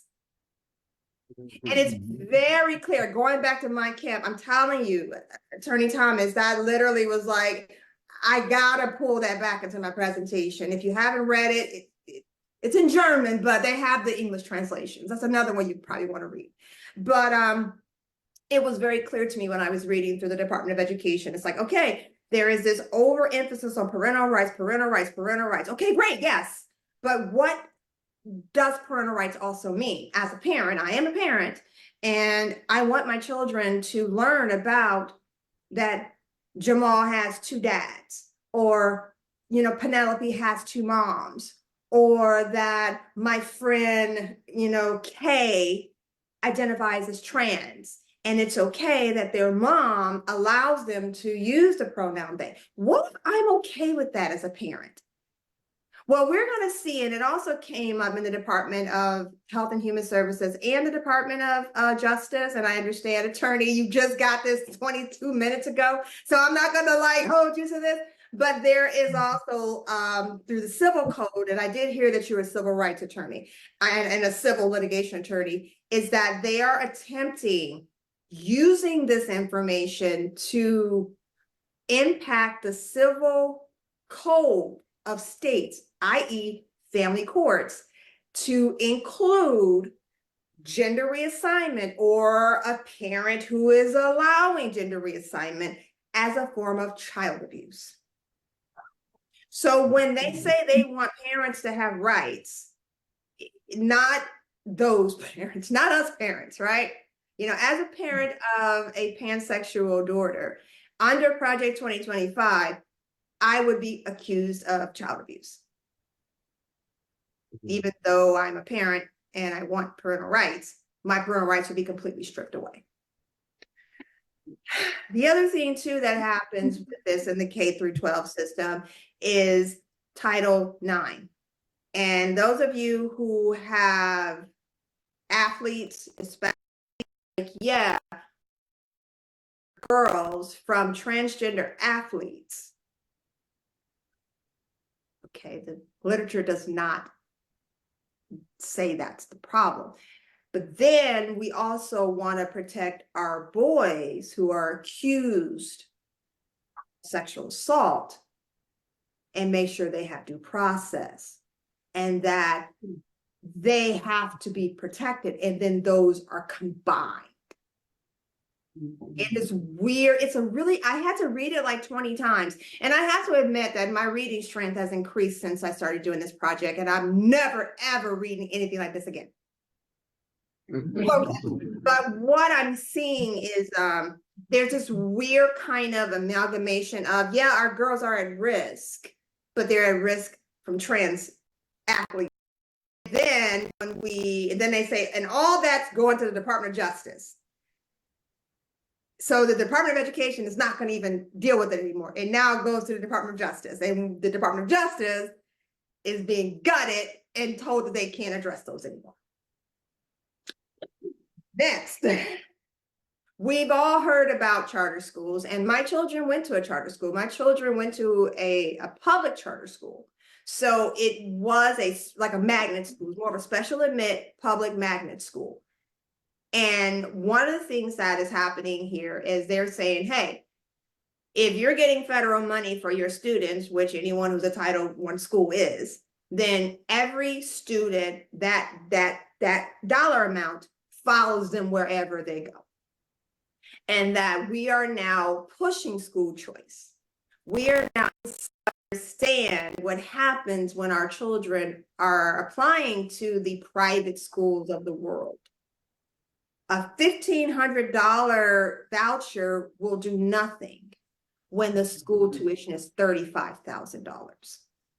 And now you're creating a financial burden on parents, on families who cannot afford, because they don't tell you that part. They say school choice, yeah, here's your $1,500 piece. But what they're not telling you is when you take this $1,500 and you try to go somewhere, it's usually going to be a religious-based school. It's usually going to be an underperforming charter school. It's usually going to be a charter school that flies under the radar of accreditation, because they also want to gut accreditation as well. So, and there's nothing wrong with religious schools, because there's some really good religious schools. However, what we're seeing is that there is a push to kind of decentralize and get kids out of the public school and to gut the coffers of public schools, because right now that is where a bulk of the federal money is going for education. It's going to public schools, and hence why public charter schools can kind of get some of that money, but private charter schools are having a difficult time, and it will require you to get the kids out to schools. The last thing about K through 12 schools is how we are handling the IDEA. IDEA, I'm sorry, yeah, IDEA. How we are handling, school records, how we're handling counseling records. Currently, children who, and I think it's most states, including Virginia, that any kind of records that include mental health records and sexual health records, including access to contraception, if you go to the school nurse and get some birth control pills or some condoms, or you're having a difficult time and you do want to talk to the therapist about what's going on, that's sealed. You just go and say, I want access to this. And I know definitely in Illinois, good luck. It ain't happening. I mean, I've seen parents yell and scream and kick the doors down trying to get mental health records, and they say no. And the police is outside waiting to escort you home. The Project 2025 would completely eliminate that. And we also understand that for a lot of children, especially children, unfortunately, one in six student under the age of 18 is experiencing some form of violence in their home. It can be physical violence, sexual violence, emotional abuse. It can be financial abuse. And those of you who are educators, you know what I'm talking about. It could be neglect. And very often the school counselors are the ones who are their safe haven, and they're also mandated reporters. And so that particular kind of safety net allows for that mandated reporting to happen. It allows us to keep that child safe. Well, according to this, that's going to be gone. Because yes, I'm abusing my child, and I want to know that they're talking to teachers and counselors and principals and DHS. I want to know this because I'm a parent and I have the right. Yeah, because Project 2025 puts a lot of emphasis on parental rights over children's health and children's safety. So let's now get to college. Once we get through school through this, and you can't use your pronouns and you can't talk about your depression because your mom who's abusing you is going to find out and you survive. And now you get to college. Well, here's what's going to happen. Number one, they want college to be merit-based only. That basically means that, hey, I don't care if you're from an underserved community. I don't care if you had 5 teachers in 1 year. It's merit-based, and your merit base is not going to be based on any kind of a floating scale based on your basic oppression scale. It's going to be based on the same level as someone from New Haven, Connecticut, who had no issues and went to private school. Everyone's going to be on the same level. And the leveling is going to be standardized tests. Now, the College Board is literally like, keep us out of it. Okay, the College Board is like, you all don't even want AP African American Studies. Now you want us to work with you? We're telling you that our tests are not standard based on a set of blah, blah, blah. So they're like, fine, okay, we understand that. But then let's talk about some other stuff. So what do they want to look at? Income, poverty, and sex. That's it. They don't want to talk about race. Next, once you get into college, hopefully, because if it's merit-based, a lot of kids are not going to go to college. And so they're actually, and there's nothing wrong with trade schools. I actually love trade schools, but there's a strong push for kids from underperforming high schools to just go right to trade school or go right to the military. Essentially creating a working class. Okay. Many of us were the first people in our family to go to a four-year university. And we understand that four-year university is a way for upward mobility to the middle class and a way out of poverty or out of whatever situation you're in. According to Project 2025, they don't think it's a good idea. They think that, you know, if you can get in there, if you can get into Yale on your own merits, go. But if you can't, then oh well. So once you get there, Kenyette, yes, you have 2 minutes. I could do it. And then once we get there, student loans are going to be credit-based only, and there will be no income forgiveness, no loan forgiveness. And the Department of Civil Rights will go to the DOJ, and we've just heard from Attorney Thomas that the DOJ basically will be an empty room. So what happens after all of that? We are completely dismantling the Department of Education. We are dismantling children's rights. We are dismantling the ability for educators to actually educate. We are being told that they can't talk about critical race theory. They can't talk about comprehensive sex education. They can't talk about anything other than what the Heritage Foundation and their cronies want us to talk about. So go vote. That's my time. Thank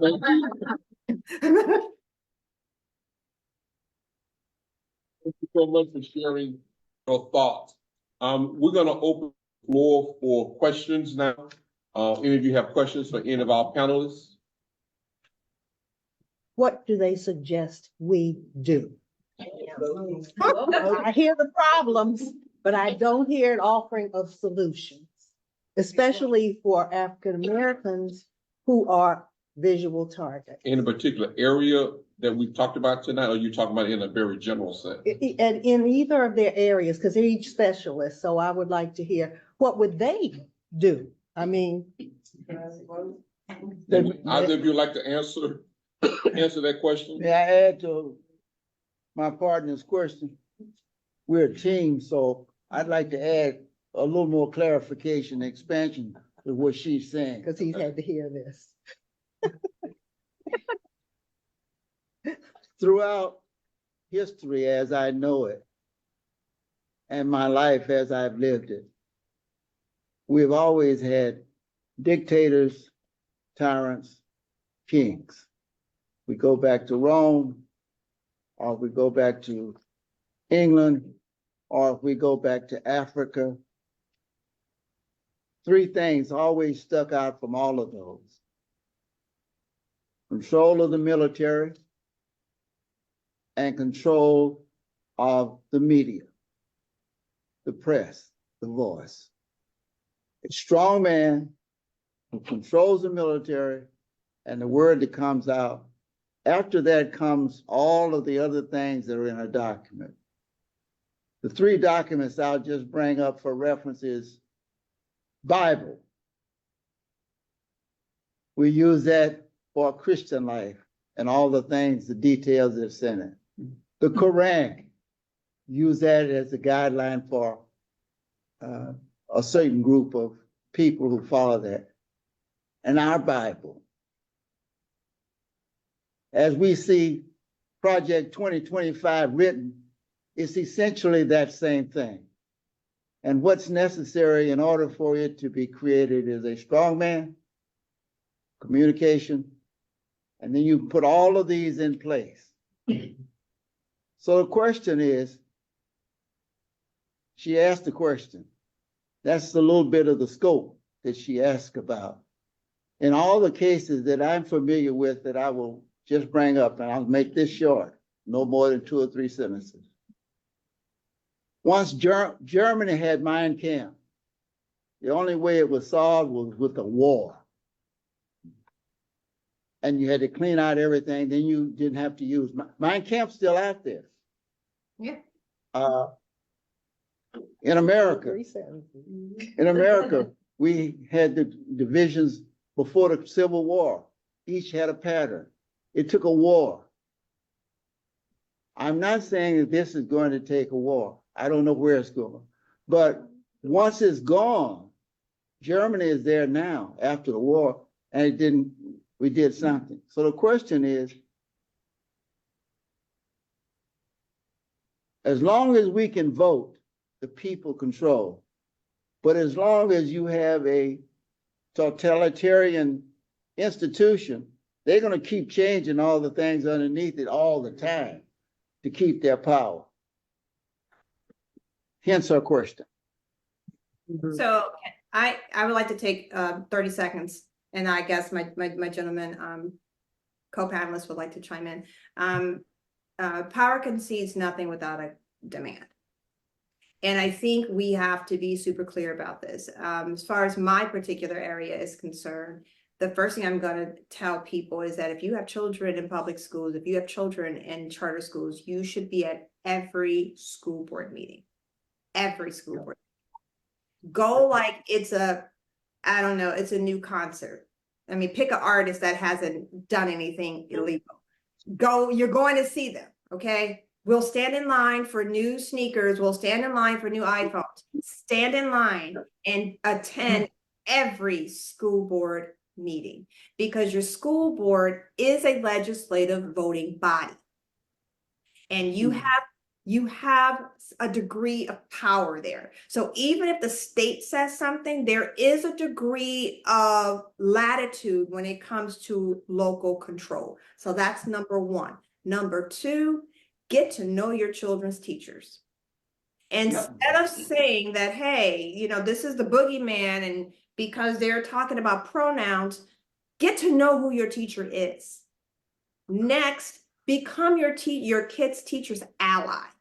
When people are talking about, oh, this teacher is teaching pronouns, or this teacher is doing, yeah. And there's nothing wrong with that. The other thing too is assert your voice and your power. And this is kind of what I call a rope-a-dope of this. The one thing they keep saying is parents' rights, but I'm a parent too. So use their language to your advantage. And I think just educating yourself, no pun intended, but educating yourself on some of these policies, the IDEA policy, what is FERPRA, what are all of these things? What, you know, does your child have an IEP? Does your child have a 504? What are these things and why are they important? Don't just send your kid out the morning and wait for them to come back home at 3 o'clock in the evening, do some homework, and that's it. You have to become more involved. I've been to school board meetings where it was me and one other lady, and this lady's probably been to a school board meeting like for the last 50 years. So it was just the two of us, and we sat there and they had a whole meeting, and just being in the room, you could tell they muted themselves. And they would say things like, we'll table this for committee. We'll table this for next time. When they're tabling stuff, when they're tabling stuff, that's letting you know that they know if they attempt to address this, they're going to get pushback. So be there, just be there. I think that's the best way to do it. I think that my question was misinterpreted. Okay. I see that the majority here in this county controls, regardless of whether you go in the school board meeting or not. The people at the top control it. I look back at the German situation, the Jews who survived that ran or were hidden or the camps.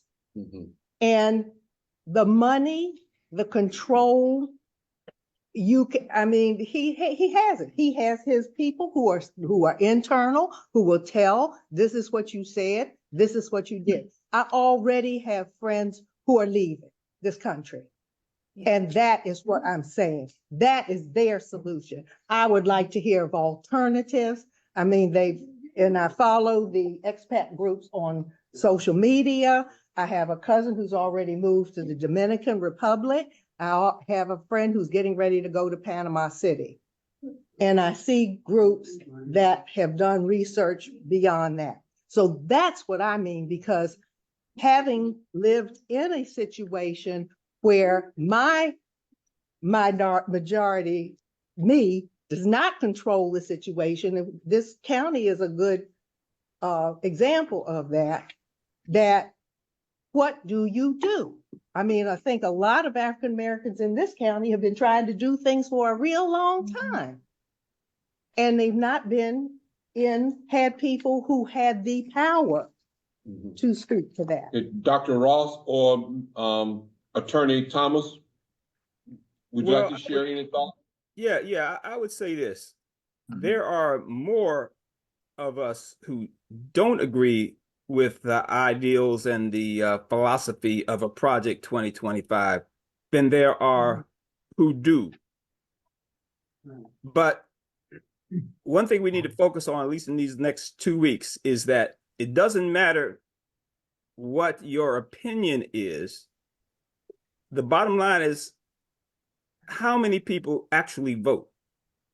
Mhm. So we have to get people to actually come out and vote. And if we do that, we prevail.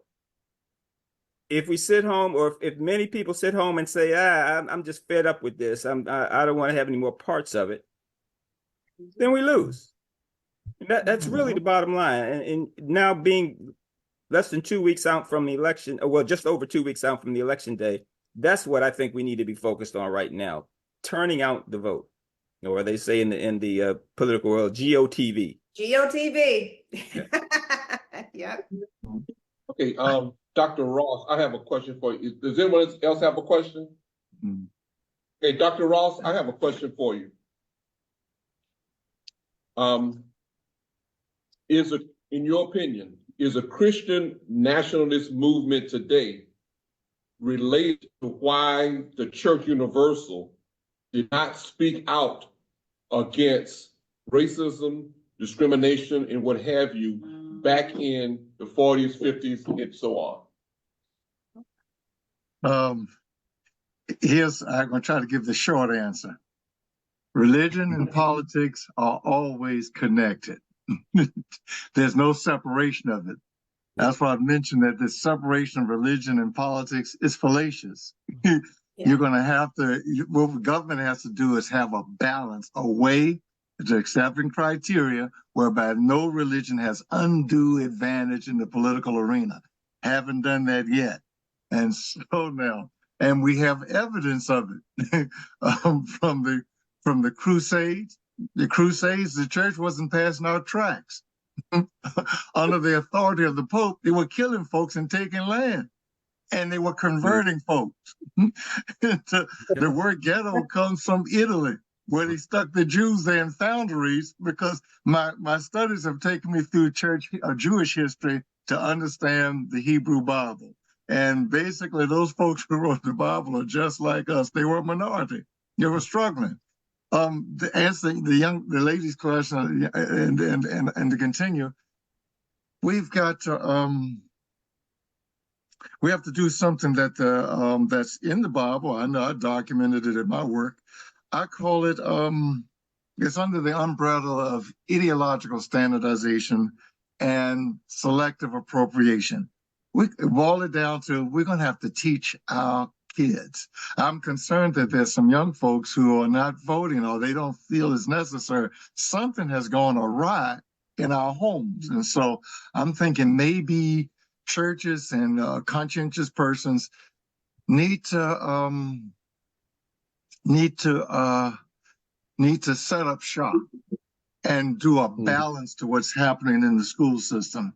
I wasn't taught critical race theory. I was just taught how to read. I'm in Richmond. So we had the Richmond Times Distress and all these papers there, and they were all race. I've learned about all the Confederate soldiers on Monument Avenue that they tore down. And the thought is we need to teach them how to read. And so that's something there, but there's an urgency in the lady's question.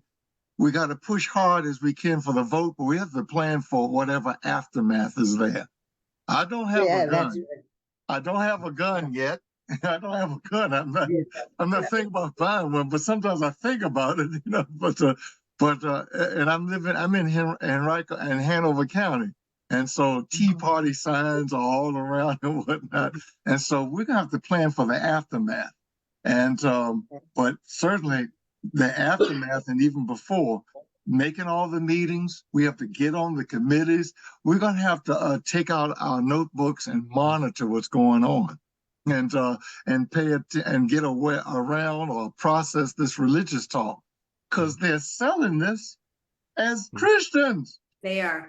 You know, And a part of our history, the church history that you don't hear, is how the church history is an accessory to some of the crimes that's there. And that is a sad part. That's the dark side of church history.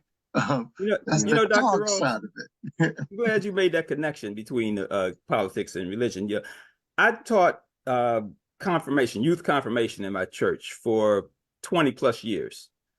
And I used to teach the Bible. And one of the things that I would teach I would teach the history of how the Bible is developed. And I would tell them how that in 307 AD, I think it was, Constantine, the emperor of Rome, converted to Christianity. And then they translated this Bible, which was in Hebrew and Greek, into Latin. And then I would tell the kids, and these are like 12 to 16-year-olds, I said, now for 1,000 years, the book was almost exclusively printed in Latin. I said, why was that? And they would say, because most people read Latin then. I said, no, most people couldn't read at all. And eventually I would tell them, well, it was because most people could not read. And so they had to listen to the interpretation of the Pope and the bishops. And so when the Pope said, I want you to go to the middle, to the Jerusalem and kill those infidels, they thought that was the voice of God because they couldn't read it for themselves.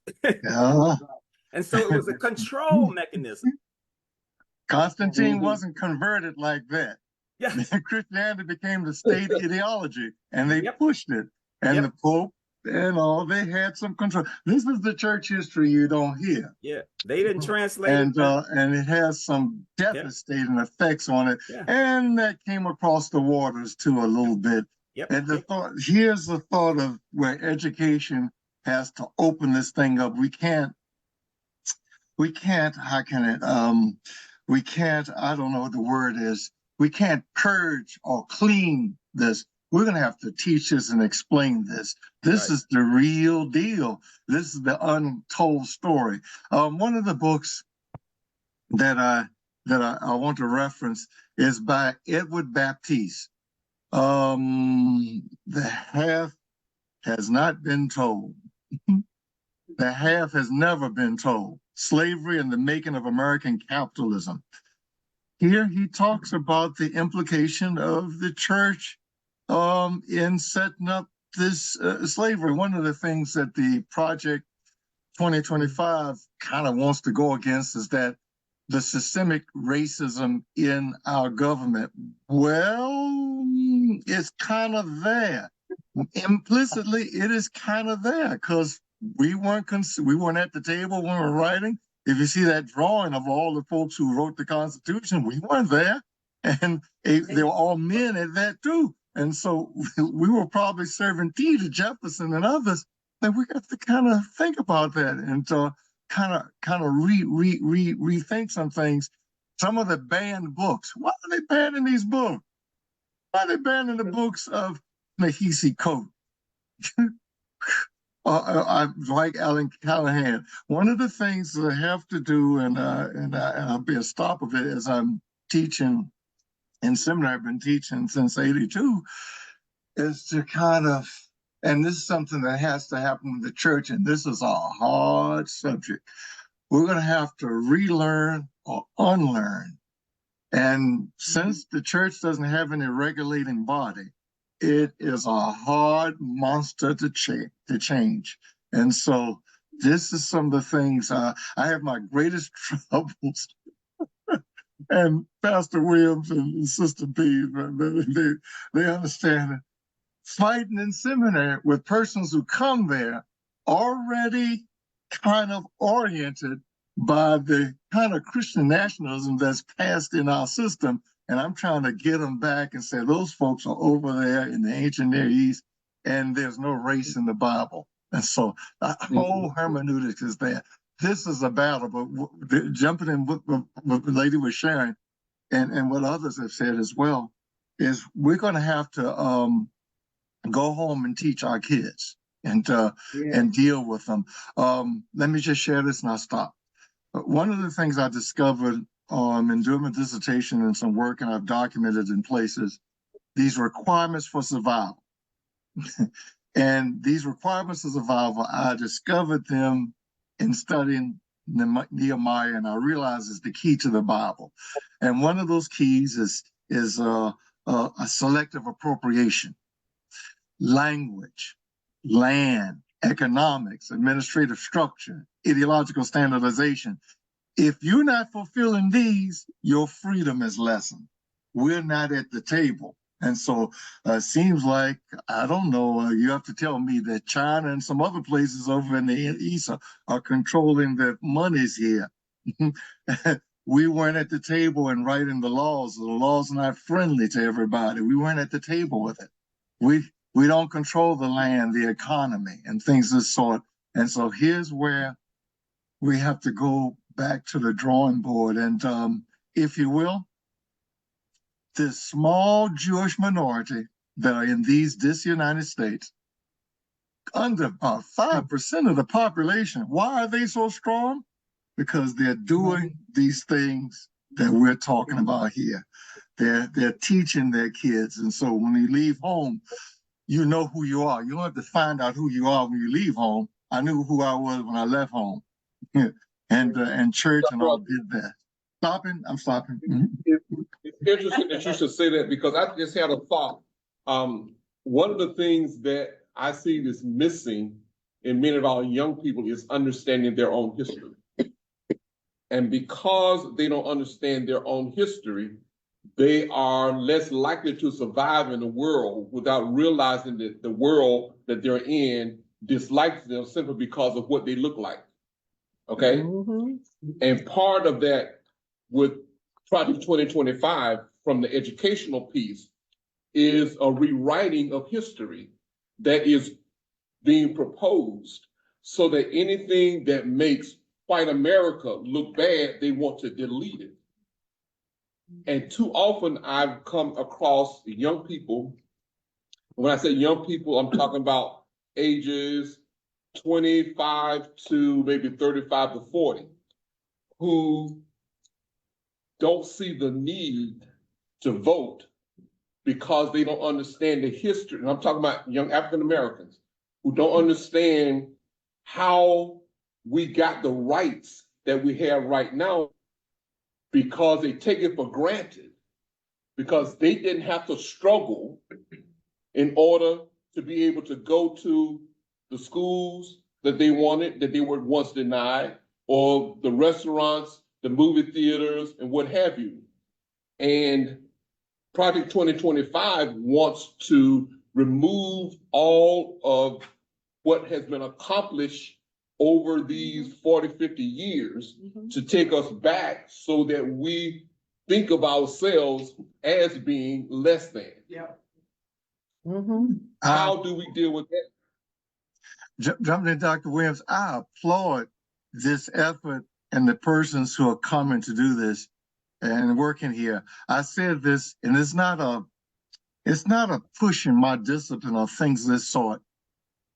These are the discussions that happen in religious studies.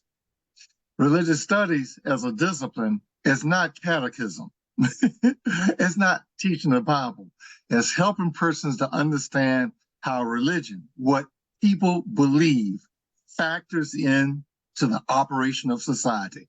Everybody believes something. There is no atheist. Everybody has some assumptions or premises whereby they decide things and whatnot. And when you fight and you have this and that, it's because persons fundamentally believe differently. And so we have to understand this now. And I'm thinking, and so at the very heart and center of all this wrestling is what we believe. And so a religious studies sensitivity has to go there. What persons believe is going to show them the laws they write, how they spend their money, how they associate, how they group, how they organize, what they believe. Not talking about Christian this and that. I'm just saying understanding and exploring that, because as far as I can see, the orange man doesn't believe anything. I don't know, but he's pushing our envelope. And I'm just thinking this is terrible. And so as we're coming together now, I'm thinking here's where, I don't know how it can happen. Because so many things have to be corrected and whatnot. So many things have to be adjusted. And so I sit with it and I see it, my stomach sours. But I call it religious studies sensitivity. You have to understand how what persons believe runs the world. If you want to know what somebody believes, take a film of them. And just because they say they believe something doesn't mean that they believe it. So you have to watch how they spend their money, how they associate, how they set up their rules, how they set up the criteria, all these kinds of things, where they draw the lines in the sand. This is the stuff. And I'm thinking that's where we are here as we're doing these discussions. So to have ongoing think tanks and support groups to get us through this is going to maybe one of our salvations, if you will. Thank you. Thank you. We're getting to the end of our program. What I like to do is for each of our presenters to take 1 minute just to make some closing remarks. Kenyette, will you go first? Absolutely. One, thank you so much for doing this work, Pastor. It's so important. Very often these conversations are sort of relegated to the murky corners of political operatives' offices and, the people who are actually doing the work. And it's really important that this conversation is amplified in any way that it can be. I just encourage everyone to do your own research on this document. It is available online. And if you are not registered, please go get registered to vote. And the election is coming up soon. This is, the sister said, what can we do? I'm more of a guerrilla kind of approach. I mean, I'm already beginning the process to move to another country, but that's just me. But I would say the first step is making sure that your vote is heard, because it's important that we don't just run and flee, but we also have to fight so that the people who are left behind have a different space and a more healthier space in which to exist. So thank you for doing this. Thank you so much. Mr. Thomas, if you will. Sure. I'll just say it's late, but it's not too late. I think that there's a lot of misinformation that is being communicated on media streams that most of us, if we're over the age of 50 particularly, we're not even privy to, because it's being targeted at our young people. It's being targeted at the teenagers and the 20-somethings and the 30-somethings. And so we got to counter that information. We have to make sure that the right information gets it. And I know that one of the things that talks about in that Project 2025 document is they several times they talk about the Russia hoax. Well, it wasn't a hoax. The Russians did interfere with the 2016 election. They interfered with the 2020 election, and they're interfering with the 2024 election. And a lot of that is being targeted at young people through social media. And so it's an uphill climb. It's, as I said, it's late, but it's not too late. We have to counter that. We have to reach out and share good information, particularly with our young people, so that they know why it's important that they vote and that they exercise that right before it's taken away from them. Thank you. Dr. Ross. I thank you all for a chance just to share and be with you. I'm thinking long range and continual. I'm thinking all who I've seen faces and faces on the stand, we're gonna have to get together on a continual basis, and we're gonna have to do some heart searching and also confessing and growing together. All whites are not implicated we're involved whether in the racism that's there. The racism is a category that's been created. And so we're gonna have to go and open those books up, these banned books or whatnot. We have to get together and collect a library, maybe as an association or group, put together a reading list where we can teach our kids to be diverse If God wanted us one, God would have made us one. And but to teach this and to work through this, and also we're gonna have to hold each other's hands going through this is painful. It's extremely painful, and it's going to be hurting. And we're going to have to be there with one another when folks have to cry, because person's history may have some. You may have some history in your background. You could come from slave masters or things of the sort. We're going to have to lay this kind of thing on the table. And here's where some reconciliation, real hardball reconciliation, has to come about. And maybe it might erase the negative effects of this racist society. We didn't create critical race theory. It was created when persons used race as a category. I was getting my vaccination. I had to put down my race. I said, what did that got to do? I said, I'm a human being. And so, but we have to kind of get through this. And I'm thinking this is probably one of the #1 ministries of the church. And I'm thinking we're going to have to pull together, all of us, black, white, red, or blue. Even Native Americans were slaughtered in this United States. We're going to have to put our hands on the table and hold each other as we heal, say I'm sorry, do some forgiveness and some mercy, and teach one another how to appreciate. I grew up in Richmond, the capital of the Confederacy, and it still is. And so I learned Confederate history. And once I moved away and traveled and whatnot, I said, oh, so now that's why the 2 fountains were in Sears. Oh, we had to go around to the other side. We couldn't, if you tried on a hat, you had to buy it in Tall Hammers when I was growing up. Saw the white only signs in the movie theaters. Now we got to work through this. We got to do some healing. And I'm thinking the church maybe should take the lead in this. And this is hardball work. I start there, Pastor Williams, Dr. Williams. Yes. Thank you. Thank you. As we end our presentation tonight, I want us to show our appreciation to our presenters with a round of applause.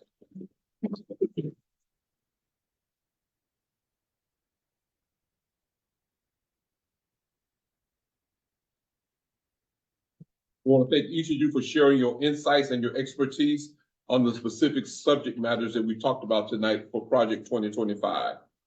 But before our time ends, I want to invite those of you who live in the area to come and be a part of this dynamic group of citizens. The Interracial Conversations group of the Northern Neck, we meet every 4th Tuesday at 5:30. I also invite everyone to visit our website to get more information about our programs. You just might want to start such an organization in your own communities if you don't live here. Lastly, I encourage all of you as citizens of the United States, if you have not registered to vote, please make sure you exercise your right to register and then vote. In Virginia, you can register and vote on the same day. Also, if you are registered, please don't forget to vote, either by absentee ballot, early voting, or even on election day. It's your civic responsibility. Remember, if you choose not to vote in the most important presidential election of our time, then you have no right to complain about any of the decisions made by the next president and his or her administration.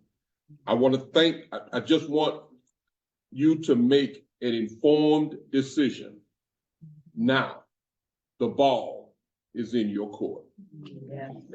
Pastor Williams, may I say, we can start learning about Black history in this issue. Alva Jackson has a 4-page spread on what she has to promote that, and I should be mentioned.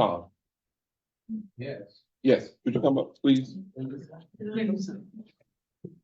Yeah. Want to say something? The presiding bishop of the Episcopal Church, Michael Curry, asked the House of Bishops Committee on Theology to do a study on Christian nationalism. And a book has been published with their report that they made to the bishops. The bishops as a community, and all the bishops voted to accept their report. And they say in the report that Christian nationalism is a sin. And if you're interested, you can buy their report on Amazon. The other thing is, there's a book out by Tim Alberta, who was the son of a conservative Presbyterian minister in Michigan. And it's called The Power, the Glory, the Power, the Kingdom, the Power, and the Glory. And he talks about how the country moved to that Christian nationalism. He doesn't call it, he calls it conservative evangelical. But it's also a very interesting read, because he's a writer for Vanity Fair, The Atlantic, New York Times, Washington. I mean, he's a journalist. He's quit all of his jobs and spent 4 years after his father, who was a minister, died. And he, because his father's church, which he created, I mean, you know, he was the founding pastor, the church fell apart. And he wanted to know what had gone wrong in his dad's church. And he followed the evangelicals for 4 years. He went to every conference, every different denomination, evangelical denomination. And this is the story that he has to tell. So it's very interesting, but it's called The Kingdom, the Power, and the Glory. And the author is Tim Alberta. Thank you, thank you. I'll be quick. I just want to invite any of you who are interested. I've put some things on the table at the end, and you're welcome to take them. I have bios of Leslie Mehta, whom I think is a fantastic woman. If you have a friend that is on the verge, let them read that, you know, and see how great she is. There are virtue rocks that the kids made for when the Dems had their table at the farmers market.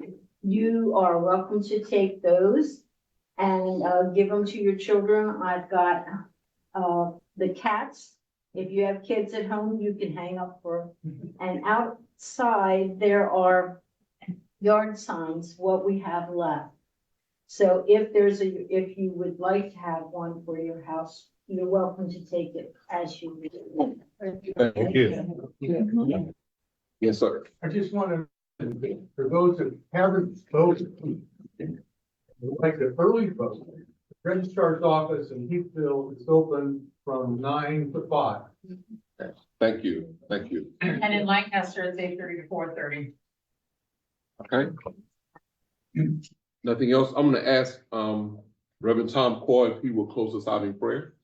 Thank you, Tyler. Let's join in prayer.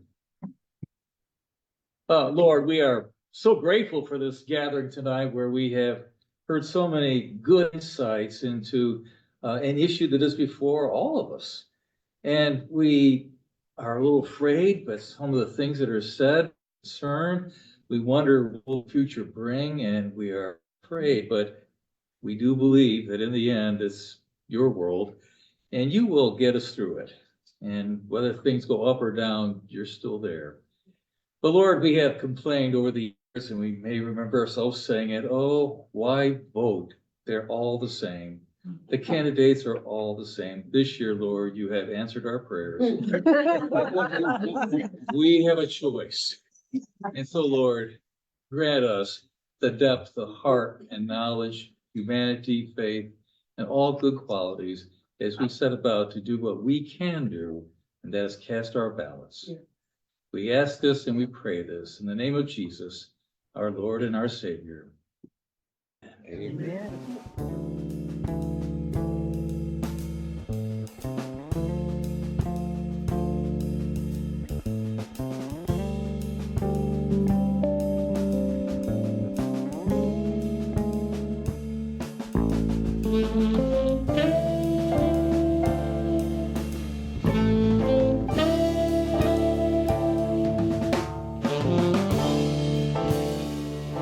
Remember, your vote can make a difference.